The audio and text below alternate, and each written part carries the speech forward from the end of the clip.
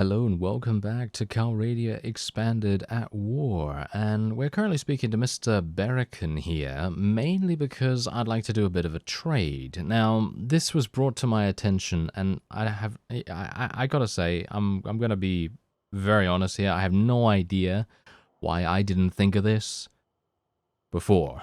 It kind of boggles the mind in, well, many ways.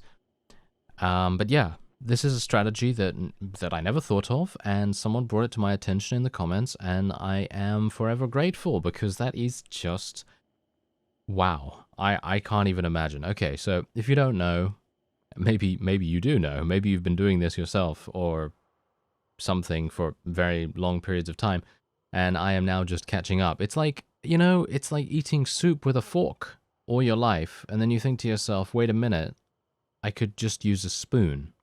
And it's the same thing here, you know, I'm the person with the fork and the soup, and then all of a sudden someone says, hey, you know, you could just use a spoon. And this is that kind of thing. Anyway, the strategy, if I can just get away from all these metaphors, I'm not entirely sure what's even going on with that. Anyway, point is, whenever you have a fief that is under siege and you have everything has a price, this is obviously very, very important to have that perk available, because otherwise you're not going to be able to do this anyway. But what you can do is you can trade the fief that is currently under siege for a fief that is not under siege, or some other fief somewhere else that is in relatively safe territory. And that's what I'm attempting to do here. As you can see, Deneen Castle is close to Swenrin Castle, by the way. So it's kind of part of my territory if you consider that little section of territory, you know, in the sort of northwestern area of Calradia to be mine. Then this expands it slightly. But Gersagos Castle is currently under siege. I thought, hey, you know what? Let's do that. And I'm also going to steal all his cash too. I'm going to take 30k and the castle, and he's still happy to give that to me. Now, I've tried various different combinations with Wallaham Castle as well, and I actually really wanted to get this castle too, but I'm going to have to pay him 180,000 and Gersagos Castle on top of that to be able to get the castle and, well, to be able to get both castles, basically. So that's not what I'm willing to do. So we're just going to do this for the moment, and there you go. He actually accepted that. I'm really surprised that he accepted that, to be honest, in such a quick manner. But yeah, you can see here, Gersagos Castle is under siege, as you see right there, and it's no longer my concern, thankfully.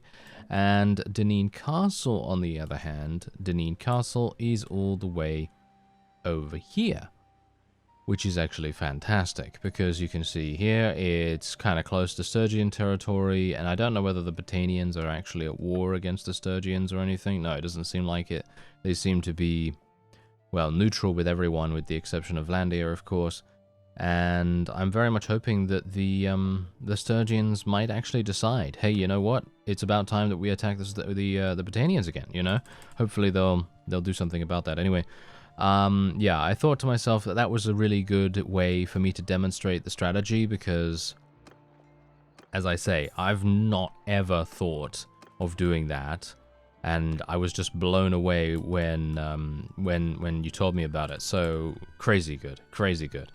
Anyway, now I don't have to worry about that fief, and yeah, this is just what I've been doing. I've basically been running around, attempting to level up my companions a little bit, attempting to recruit some more units and everything, and we now have a full army, which is actually fantastic. Now, I'm not entirely sure if you're going to hear this, but apparently there's some fireworks going on outside. I have no idea why that is actually the case, because it's it's the 12th. Yeah, it's the 12th right now when I'm recording this, and I have no idea why anyone would be letting off fireworks now, but it's apparently a rather large display because they are going on for quite some time, and it seems a bit weird that they would start it now. It seems like at a bit of a weird time, but anyway, let's move over here to the minor slave stack. I have no idea. Here we go. Hello. Let us murder. There we are. Nice amount of experience as well. Thank you very much. I don't know whether... I will take the prisoners. I will take the prisoners. It might make sense for us to do that. And I'm basically just attempting to weaken the Botanians as much as possible. That's what I've been attempting to do by running into various vassals along the way, catching up to them very, very quickly, and then just doing auto-resolve battles against them. This is what I've basically been doing, just letting them go every single time as well, just kind of leveling up my forces as fast as I possibly can, looting all of them, making sure that I take prisoners and everything, and then just moving on. And if I do then end up losing a bunch of units in the process, well, then that's not that big a deal, because then I'm going to be able to go back to Vlandian territory and recuperate them. And that's basically what I've been attempting to do. So that has been the gameplay loop that I've been participating in for the last, I don't know, half an hour, 40 minutes or so. And generally, yeah, that's pretty good. I like it. Not too bad. Okay, so Mr. Caladog is here. I'm actually thinking we will attack him. What do you think? Do you think we can beat him? I think we can beat him. Bear in mind that this combat strength that he currently has is not actually accurate. That is the combat strength that he has if every single vassal that he's currently called to his army is present in the army, but he doesn't currently have that. They are all on the way, so to speak. They're all traveling towards him, and we don't have to worry about them at the moment because they're not currently here. So we can take advantage of this situation, and yes, we will now teach him a very important lesson, and the lesson will be, make sure that you eat your soup with a spoon. Yes, indeed. Indeed. Okay, so let's have a look here. They're very close. It's a seemingly relatively small map, so we shouldn't have to worry too much. And let's get these guys over here, put them into a nice loose formation. How many? Ooh, I've got a decent amount of cavalry. Not too bad, actually. I'm thinking maybe we'll put them into an auto-delegate and just let them harass the opponent a little bit. I'm going to switch to my War Razor. As I say, I really do need to level up my athletics skills, so next time I level up, I'm probably going to be putting a point in athletics. It really is a pretty important thing to try and increase your overall HP. Bear in mind that I would not even have this much HP if I didn't have the HP per level mod installed, which is linked in the description if you're interested. But yeah, I wouldn't have enough. I basically wouldn't have this HP either. So what is actually going on here? Why are we killing so many people? Is it literally just because they have so many serfs or something, or so many low-tier units? I have no idea why they decided to even allow us to attack them if they were so weakened. But I assume because they were in an army, the AI thinks that they are much stronger than they actually are. And you can see here, just we did so much damage to their morale that they are now literally unable to do anything, and they are now just running away in every single direction. Never mind. That might be a strategy. That actually might be a strategy, yes. It seems like it might be, because that basically indicates to me that they're just retreating back to their reinforcement zone.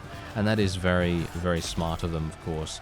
Oh, we have a couple of... Oh, look at that. We have a couple of Sturgians in the army as well. I've actually noticed that. I believe Yorig from the Sturgians has defected, which is kind of weird to me. Oh, it seems like there's an Empire vassal as well.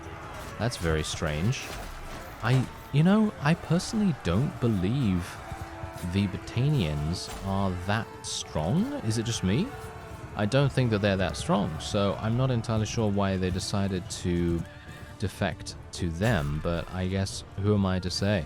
You know, maybe there's other reasons why they decided to do that, but personally I find it kind of strange, because whenever we speak to the AI, they're always like, no, you are not friendly enough with us in comparison to my current liege, and so on and so forth, and then we're unable to get anywhere with them. But apparently everyone else has a relatively easy time dealing with them.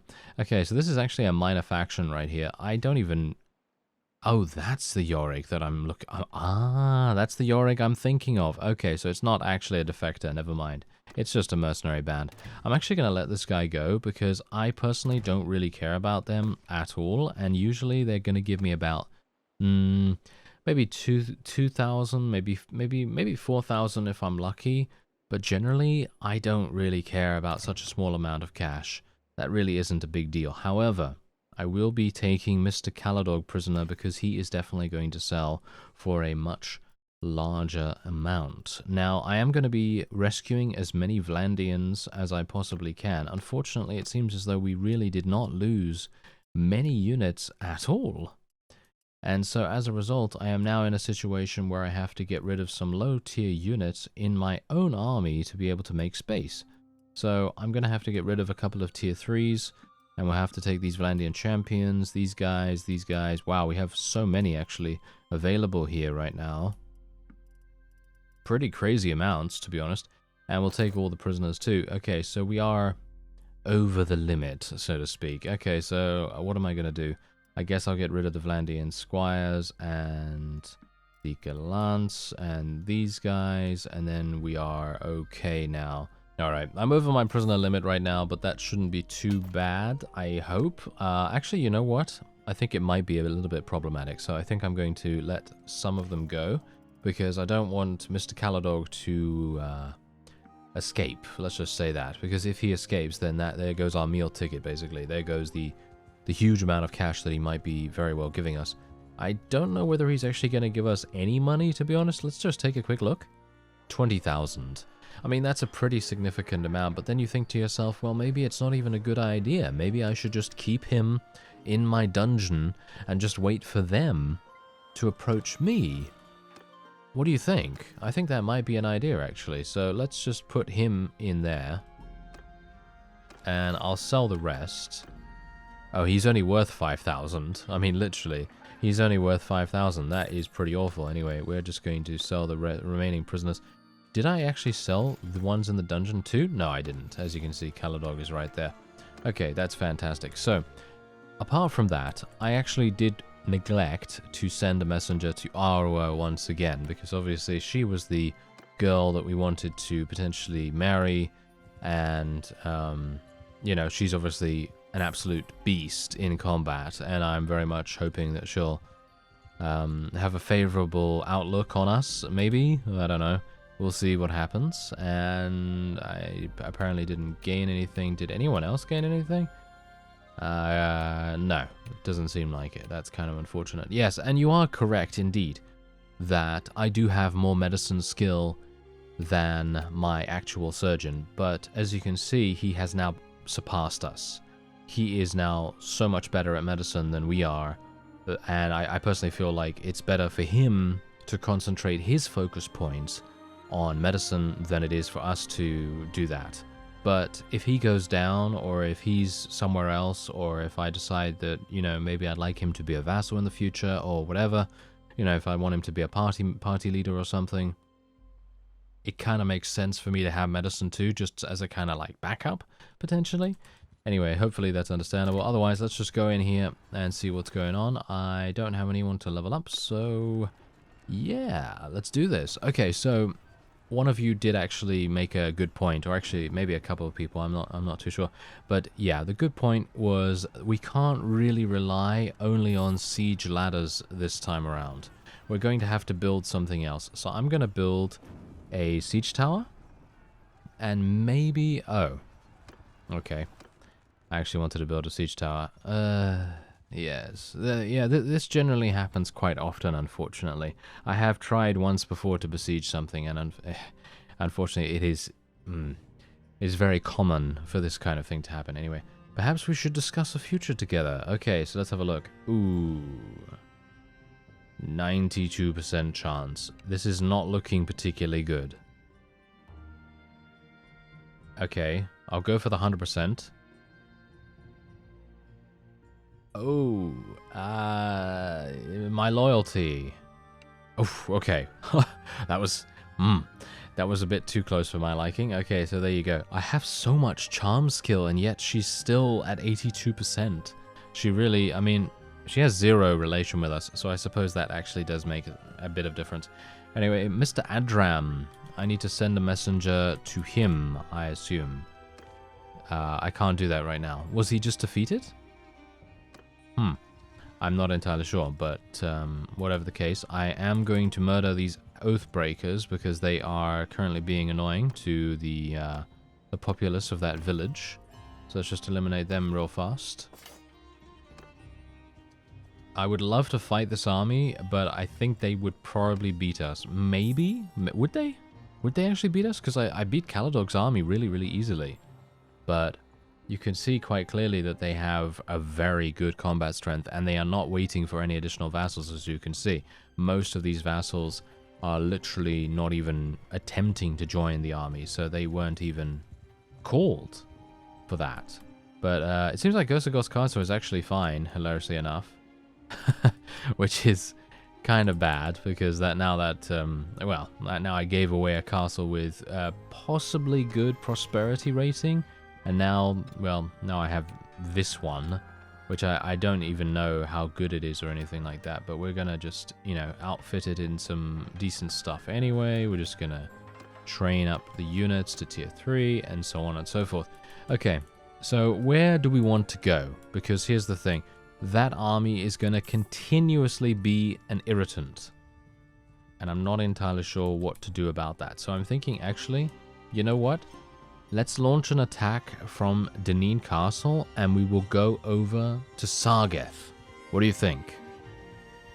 We can try and take a town and claim it for ourselves. And then that's also going to connect the trade routes between the two factions. Well, shall we say between the two sections of Vlandia as much as it possibly can, because you can see here we currently have no safe passage. Basically, I mean, we could go all the way from Valuka towards Sionan through this small little valley here. I mean, caravans could do that, but obviously they're not going to do that. They're going to go the straightest route possible, but that is very dangerous, and obviously we do not want them getting into overwhelming amounts of danger all the time. Anyway, I am almost leveled up, as you can see right there. Almost leveled up, and I'm going to be speccing into athletics, or at least I hope so. And let's besiege this. Okay, wow, they have 500 units. Might be a bit tough, actually.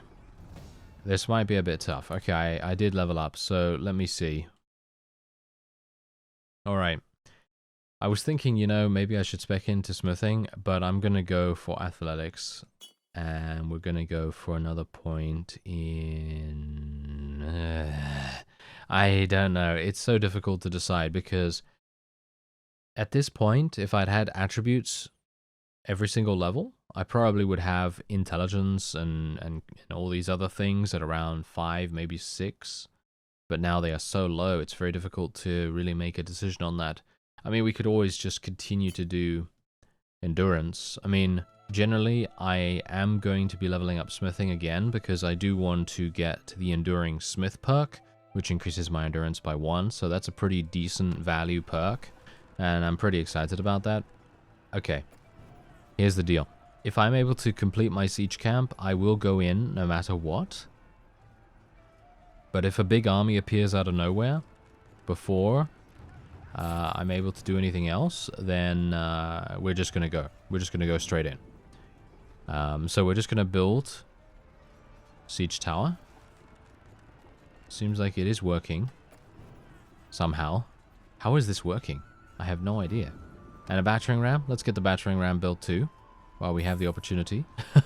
It's actually working. What? What's going on here? This is crazy. Okay, wait a minute. Can I call for any people to actually come and assist me? Nope. Not in a million years. Everyone is busy, as you can see right there. Yes. Okay.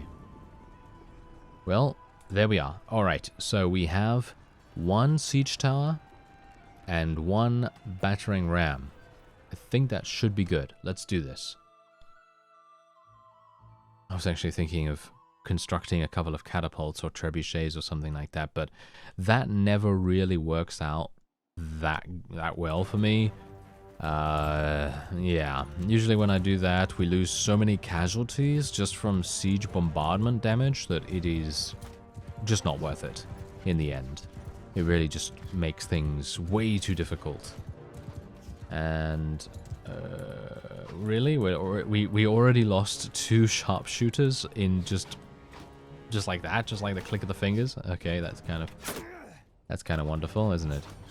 I gotta say, Drissabalder is actually doing an absolutely fantastic job of getting her bow skill leveled up really, really nicely right here.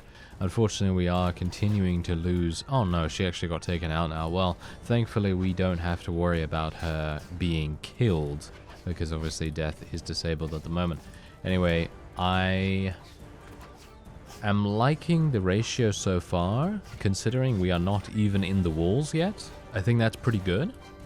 But you know how it is, you know. If you're able to keep the ratio up while you're on the outside of the wall, it's pretty good. It's not too bad. But if you then get inside the walls and then the ratio starts going down, because bear in mind, we are outnumbered basically 2 to 1, because they have 500 units in the garrison here, and we have 240, I think? 240 total or something like that? Oh, look at that. The ram was pretty quick. I actually feel like they've done a great job with the siege equipment. The only thing I would really love to have seen is the trebuchets actually working in real time. I mean, they do, obviously, but I'm talking about actually destroying the walls while you're in the game, you know, while you're in the combat situation, you know. I think that would be absolutely amazing. Having destructible environments and stuff like that would be really, really fun. Oh, this is a kill box. Wow, this is a terrible, terrible thing indeed. Let's just try and kill this gate as soon as possible, please. Thank you. Oh, hello there. That's a lot of enemies, but thankfully I should be able to get some athletic skill maybe from this.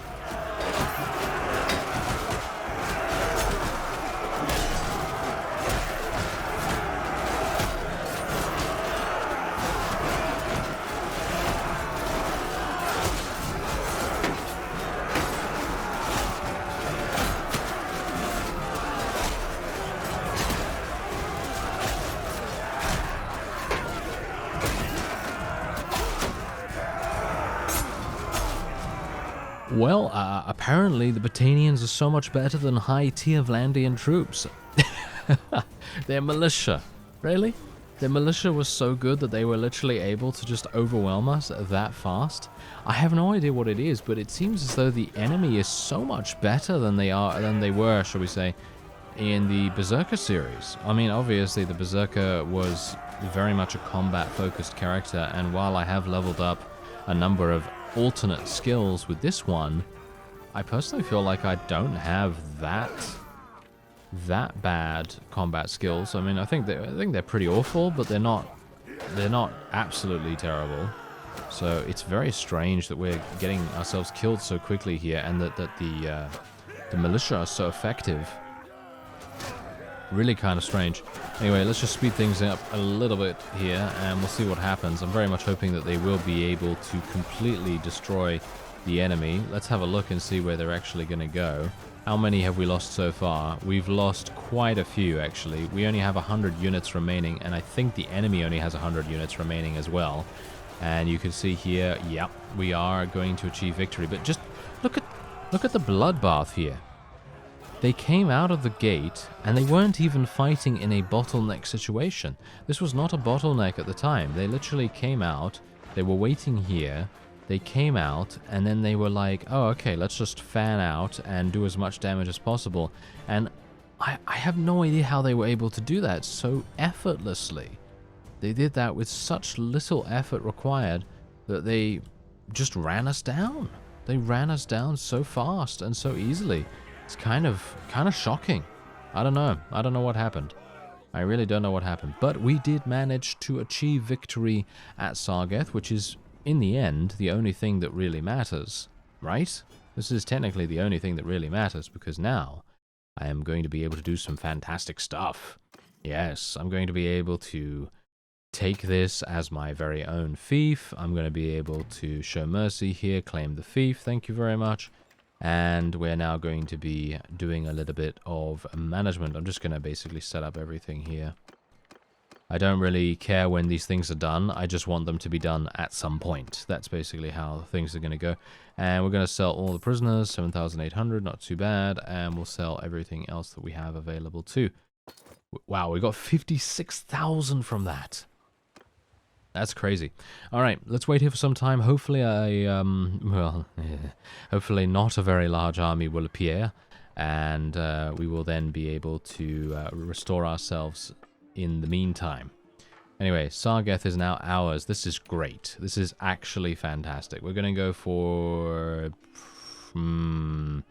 it's kind of close to Botanian territory, so at the moment I'm going to go for 250. If it gets too expensive, then I will obviously take a couple of units and put them somewhere else, or I will donate them to someone, you know, maybe one of my party members or something. Although, if I do that, then obviously that's not going to be, well, that's not going to be helping my money situation at all. They're just going to cost me money in the long run anyway, but, well, we'll see. Ah, hello, there's the army. Okay, there's the army coming to say hi. And we're going to join the defense, and we're going to see if any... Are we going to be able to defend this, actually? Okay. Well, we'll go for it, eh? We'll go for it. I really wasn't even able to level up my one-handed at all. My athletics barely leveled up. Gotta say, I don't even know. I think I'm just really bad with one-handed weapons now for some reason. I mean, yeah, I haven't always been... you know, fantastic with them or anything, but I wouldn't say that I was absolutely useless, but I feel absolutely useless with this character for some reason with one-handed weapons. Don't know what it is. Maybe I need to just switch to the polearm and just stay with that, to be honest. Just stay with the scythe that we made or something. Maybe that's going to make more of a difference. Anyway, let's see what happens here. I'm very much hoping that maybe a large army of ours... Ah, Derthart's... Oh my, he's coming with 12,000... Not 12,000... 1,200 units, and yes, I can 100% guarantee that these guys are now going to leave. I would not have expected any differently. Derthert, thank you so much, sir. You know, it kind of makes me think, hey, maybe I should just stop the abdication of Mr. Derthert here, because generally he did come and assist us, but I'm then wondering, well, maybe that would have happened anyway. You know, maybe another vassal would have been able to do that quicker, or, you know, maybe they would have come with a slightly larger, I mean, well, not larger, but slightly more mobile force. And that might have made sense, because then they would have been able to catch the large army, and then we wouldn't have had to worry so much about, you know, that army still being in the area or something, but, oh well, never mind. I don't know. But let's actually just take a quick look. How is that going? Not bad, as you can see right there. That is pretty good. Relations with ruler minus 93. Is that because I have a really high relation with him? I assume that is indeed... Wait a minute. Relations with leader is plus 46. Okay, so wait a minute. I actually want to just figure something out real quick. So... Who is this again? Caladog. Okay, so I have 46 relation with Caladog. I'm going to need to do something better. Actually, let's spend some influence. Yeah, this is good. This is good. Okay, let's spend a bunch of influence, and we're going to increase our relation with her. I mean, I could basically just continue clicking this button over and over, but now I have no idea how much relation we have with her. I think we have, yes, we have 100. Yes, I easily got there, no problem at all. Okay, so we have 100 with her now, so let's just take a quick look. Okay, so is there anything that I can do to reduce my relation with Derthert? Is there anything I can do to do that? I'm not sure, actually. Yeah, I actually can't think of anything. I mean, apart from the fact of just voting against him in every single respect, there's basically not much that I can do. Lord's Privy Council. Yeah, I don't really care about that too much. Okay, yeah, well, thankfully we were able to take Sargeth, and now my little territory has expanded quite nicely, as you can see right here. So we have Sargeth, Deneen Castle right there. And, well, this is going to be a little bit of a problem if Sturgia is going to declare war, because then they're going to come over here and probably say hi. But it seems like Sturgia has their hands full with the Northern Empire. The Northern Empire seems to have declared war against them or something, because they are now starting to capture a bunch of things. Oh. Did they do that before? It must have been that they did that before, because I thought that Kurstadt was not actually under control by the Northern Empire, but it seems like they are. Anyway, this is a look at the map. This is a bit of an overview here. You can see that the Khuzait have made a small inroad into Sturgian territory, but the Sturgians have also taken something from the Khuzait, so it's a bit of a swap situation going on there. But anyway, that's going to be it for this episode. I thank you very much for watching, and I'll see you next time.